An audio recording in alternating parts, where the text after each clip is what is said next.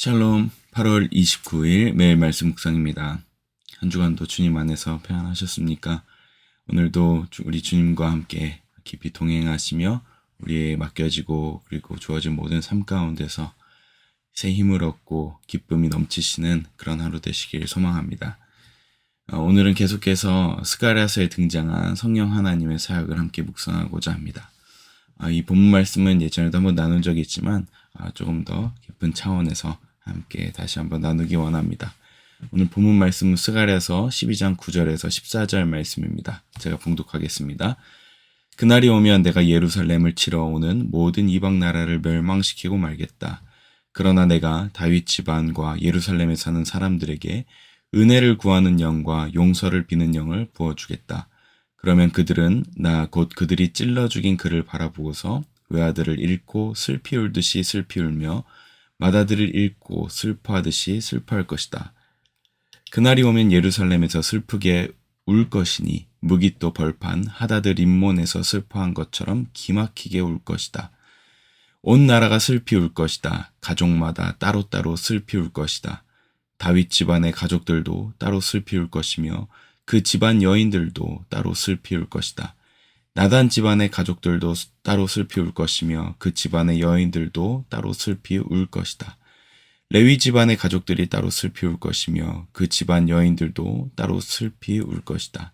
시므이 집안의 가족들이 따로 슬피 울 것이며 그 집안 여인들도 따로 슬피 울 것이다. 그 밖에 남아있는 모든 집안의 가족들도 따로 슬피 울 것이며 각 집안의 여인들도 따로 슬피 울 것이다. 아멘. 오늘 본문 말씀은 슬픔에 대한 내용이 가득 차 있습니다. 우리 인생에서 슬픔은 피하고 싶은 그런 일들이죠. 그러나 오늘 본문 말씀은 그리고 오늘 본문에 등장하는 이 슬픔은 하나님께서 우리에게 허락하시는 그 은혜의 슬픔을 이야기하고 있습니다. 오늘 본문은 이렇게 시작합니다. 그날이 오면 이라고 시작하면서 하나님께서 약속하시고 그리고 궁극적으로 우리에게 보내주실 그 구원의 날, 그리고 심판의 날, 은혜의 날을 이야기하고 있습니다. 스가랴서에는 그날이라고 하는 그날이 오면이라는 표현이 7번이 넘는 그런 횟수로 등장합니다. 이 그날이라는 것은 하나님께서 궁극적으로 우리에게 구원을 베푸시는 날로서 이야기하는데 특별히 스가랴서에는 앞으로 도래하실 메시아의 그 날을 이야기하고 있습니다. 이전에 예수 그리스도의 그리고 메시아의 예언에 대해서 구약에 등장한 그런 말씀들을 나눈 적들이 있는데요. 그때 이 스가랴서 이 본문 말씀을 나눈 적이 있습니다. 오늘 이 등장하는 이 그날이라는 것은 하나님께서 궁극적으로 열방을 심판하시고 하나님의 백성을 압제로부터 살리시는 그 날을 이야기합니다. 그 말은 오늘 등장하는 이 스가랴서의 배경 가운데 이스라엘 백성들이 포로로 끌려갔다 다시 돌아와서 하나님께서 회복시키시는 그 날을 포함하기도 합니다. 그러나 스가랴서에는 계속 말씀드리지만 궁극적으로 도래할 메시아의 왕국에 대한 궁극적인 하나님 나라를 예언하고 있는 것입니다. 그렇다면 오늘 하나님께서 우리에게 주시는 그날에 부어주신 하나님의 사역은 성령은 어떤 사역을 이야기하고 있을까요?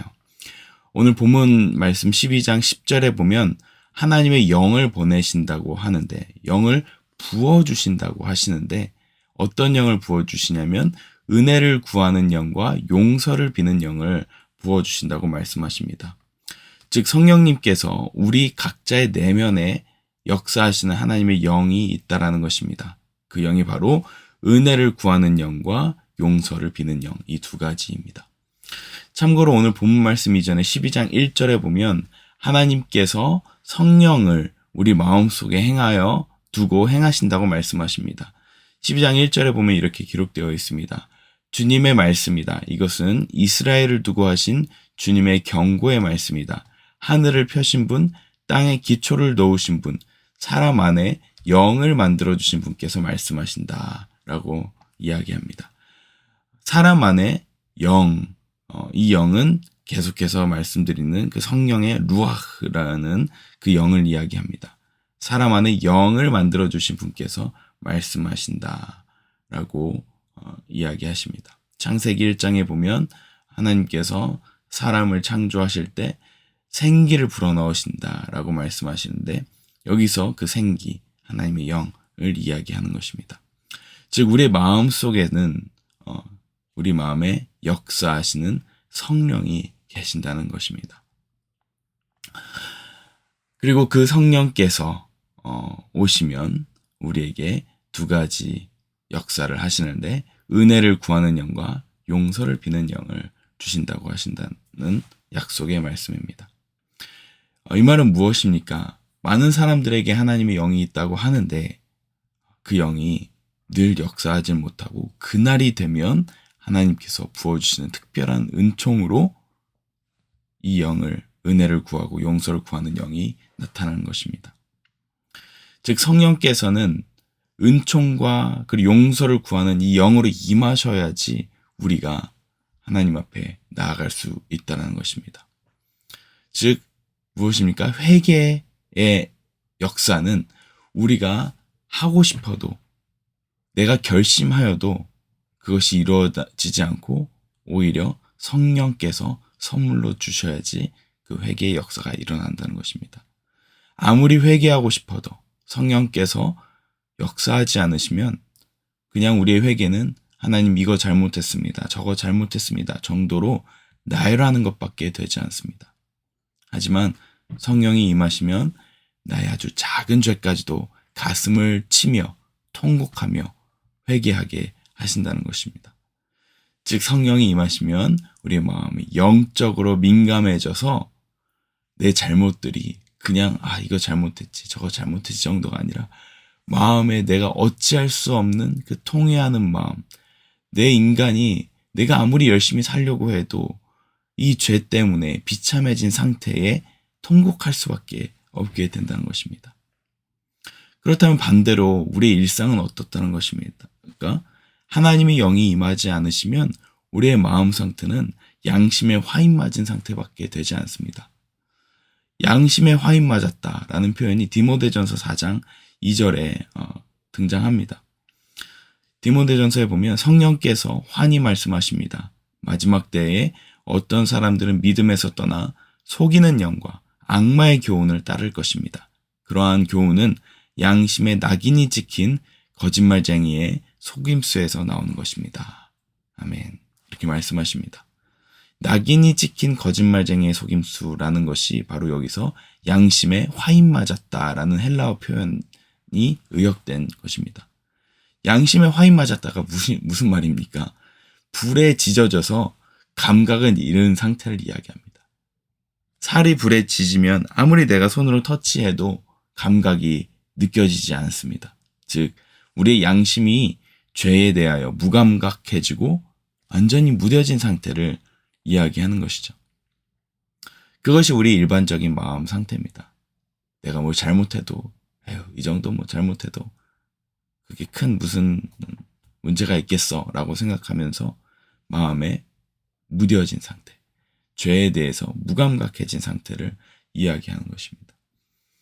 하지만 성령이 임하시면 어떻게 된다고 합니까? 하나님께 간구하게 된다는 것입니다. 하나님 용서해 주십시오. 하나님 불쌍히 여겨주십시오. 라고 마음을 치면서 애통한다고 이야기합니다. 우리 10절 말씀에 보면 뭐라고 되어 있습니까? 내가 다윗의 집안과 예루살렘에 사는 사람들에게 은혜를 구하는 영과 용서를 비는 영을 부어주겠다. 그러면 그들은 곧 그들이 찔러 죽인 그를 바라보고서 외아들을 잃고 슬피 울듯이 슬피 울며 맏아들을 잃고 슬퍼하듯이 슬퍼할 것이다. 아멘. 성령이 임하시면 나를 보게 된다고 하십니다. 나가 누구입니까? 바로 예수 그리스도이시죠. 하나님과 동일시되는 그 성자 예수님. 그러면 그들이 찔러 죽인 그 메시아를 바라보고서 슬피 울듯이 외아들을 잃고 울듯이 맏아들을 잃고 울듯이 슬퍼한다는 것입니다. 어느 정도의 슬픔입니까? 꺼이꺼이 울면서 그 죄 때문에 내가 이것 때문에 예수님이 돌아가셨구나. 이것 때문에 하나님이 근심하시는구나. 슬피 울듯이 슬퍼한다고 이야기합니다. 이것은 부단 메시아에 대한 예언이 아닙니다. 이것은 사도행전 2장의 오순절 다락방의 회개의 역사가 일어났죠. 오순절에 성령이 임하면서 제자들이 방언을 말하고 사람들이 이야기합니다. 십자가에 못 박은 이 예수를 하나님이 주와 그리스도가 되게 하셨다라고 담대하게 베드로가 설교하자 그 설교를 들은 사람들이 어떻게 합니까? 그 말을 듣고 마음에 찔려서 형제들아 우리가 어찌할꼬 벌벌 떨면서 부르르 떨면서 내가 예수님을 죽였구나. 내가 그리스도를 죽였구나. 나 때문에 그리스도께서 십자가에 그 하나님의 아들 되신 분이 돌아가셨구나. 라고 벌벌 떨면서 회개를 요청합니다. 그리고 침례를 받기를 이야기하죠. 즉 예수님께서 그 성령께서 사람들의 마음속에 임하셔야지 회개의 영이 임한다고 이야기하십니다. 결국 우리에게 회개의 영은 어떻게 임합니까? 성령께서 임하셔야지 가능하다는 것입니다. 성령께서 임하시면 은혜와 회개를 간구하게 하시는 그런 영으로 나타나시고 마음에 찔려서 벌벌 떨면서 회개하게 됩니다. 저와 여러분들이 정말 하나님 앞에서 무릎 꿇고서 정말 부르르 떨면서 하나님 내가 정말 잘못했습니다. 내가 죄인입니다. 하나님 내가 하나님 앞에서 몹쓸 죄를 지었습니다. 라고 무릎 꿇고 기도한 적이 언제이십니까? 성령께서 우리에게 그 역사를 일으키셔서 우리의 마음이 양심에 화인 맞은 마음이 다시 민감하여지고 회복되는 역사가 있기를 소망합니다. 성령께서 임하시면 단순히 개인의 회개뿐만 아니라 오늘 본문 후반부에 등장하면 다윗의 자손, 레위 지파들 각각 그룹들이 회개한 장면이 나타납니다. 이것은 무엇입니까? 집단적이고 공동체적인 회심을 일으킨다고 이야기하는 것입니다. 다윗의 집안과 예루살렘의 집안 모든 공동체들이 함께 무릎 꿇고 회심하는 사건들. 그래서 성령이 임하여서 새 언약의 성취를 이루시는 것을 스가랴서는 예언하고 있습니다. 그리고 그 예언은 사도행전 2장으로 성취되었고 그리고 그 사도행전에 등장한 그 성령 임재의 사건은 그날뿐만 아니라 오늘도 유효함을 이야기해주고 있습니다. 약속해주고 있는 것입니다. 그러므로 우리가 오늘 성령의 역사하심을 간구했으면 좋겠습니다. 성령으로 양심에 화인 맞은 우리의 마음이 다시 죄에 민감하여지고 그것이 내 사랑하는 예수 그리스도를 십자가에 찔러 죽이게 하셨고 그를 핍박하게 하였던 죄였다는 것.